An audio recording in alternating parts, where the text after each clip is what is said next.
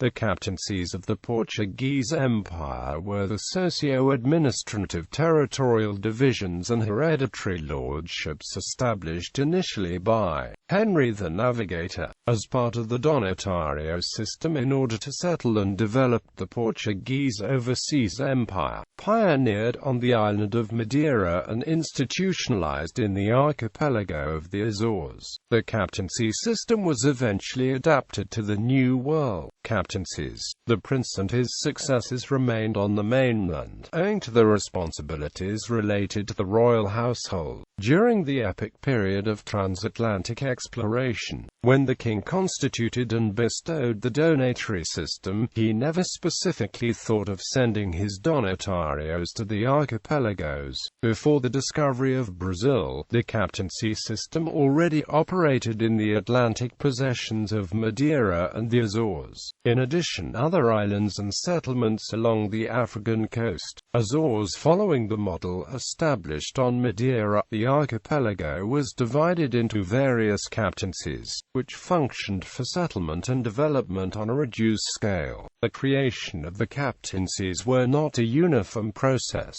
and resulted from the dedication of its donatory captain, Goncalo Velo Cabral, commander in the Order of Christ, Castle of Almirol, master of PIAs. De Selga and Cardiga was nominated the first donatory captain on the discovery and settlement of Santa Maria. After constructing a few houses, the first Azorians began to give names to places, ravines, capes, coves, mountains and valleys of the Dominion. They raised cattle and goats, and using the fertile volcanic lands cultivated wheat and vineyards. In the 16th century, the great captaincies São Miguel, Santa Maria, Graciosa, São Jorge Praia, Angra, File Pico and Flores Corvo. Each captaincy evolved according to the captains. Although most evolved into their own captaincies, there were exceptions, as with the island of Terceira, where two captaincies developed. The islands of File and Pico were originally intended to be two captaincies, but were granted to Jos van Huerte, following his success with File. Likewise,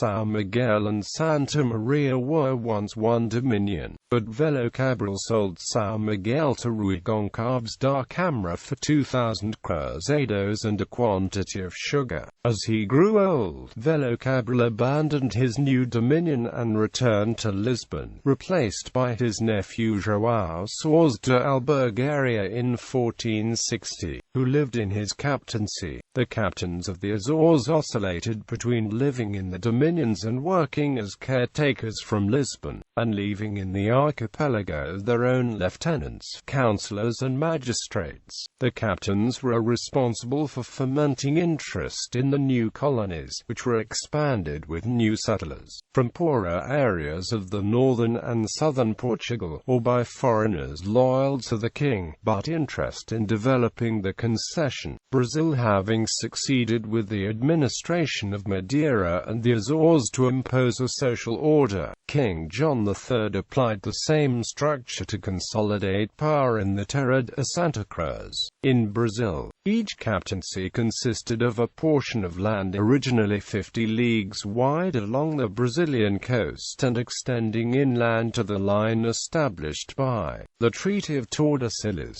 which divided Portuguese and Spanish colonial possessions. Each was given to a single capitão or a capitão donatario, a Portuguese who might not have been a member of the aristocracy. They consisted of large, geometrically straight strips of land, running along parallel lines to the equator from the Atlantic coast to the Tordesillas line defined by King John III of Portugal in 1534, in a treaty with Spain.